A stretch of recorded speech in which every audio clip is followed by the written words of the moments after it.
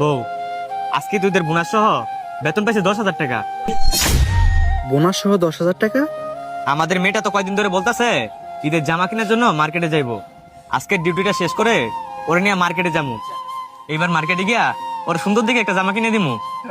ও আজকে বেতন বোনাস দুইটাই পাইছো, খুবই ভালো হয়েছে।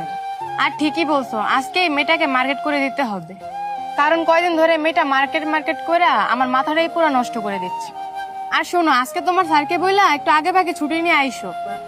আচ্ছা বউ, ঠিক আছে, আজকে স্যারকে বইলা একটু আগে পাগে ছুটি নিয়ে মনে। আচ্ছা তাহলে আমি চলে যাই, আর তুমি তাড়াতাড়ি আইসা পড়ো। এই দাঁড়াও। স্যার আসসালামু আলাইকুম। কি ব্যাপার রোমান, উনি কে? আর ডিউটি বাদ দিয়ে ওনার সাথে এভাবে কথা বলতেছো? স্যার, ও হচ্ছে আমার ওয়াইফ।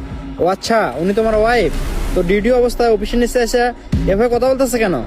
সত্যি বলতে স্যার, আমার মেয়েটা কয়দিন ধরে ওর মাকে ঈদের মার্কেটের জন্য পাগল বানায় ফেলতেছে। তাই আজকে আইছিল একটু খবর নিতে আমার বেতন হয়েছে নাকি। তাছাড়া আর আছে ঈদের মাত্র কয়েকদিন। ও আচ্ছা, তুমি তাহলে কি স্যালারি পাইছো? জি স্যার, পুরো বেতন বোনাস সহকারে পাইছি 10,000 টাকা। 10,000 টাকা? জি স্যার, 10,000 টাকাই তো। আচ্ছা রোমান, তোমার বেতন কত সেটা বলো তো? স্যার, আমার বেতন তো 8,000 টাকা। কে, কোনো কি সমস্যা? আর আমি প্রতি মাসে তো 8,000 টাকায় বেতন পাই। কিন্তু আমি তো তোমার বেতন ধরছি 15,000 টাকা। কি বলেন স্যার, আমার বেতন 15,000 টাকা? হ্যাঁ, তোমার বেতন 15,000 টাকা। আচ্ছা রোমান, তুমি কতদিন ধরে এই 8,000 টাকা করে বেতন পেতেছো? স্যার, আমি তো 5 মাস ধইরা 8,000 টাকা করে বেতন পাইতাছি।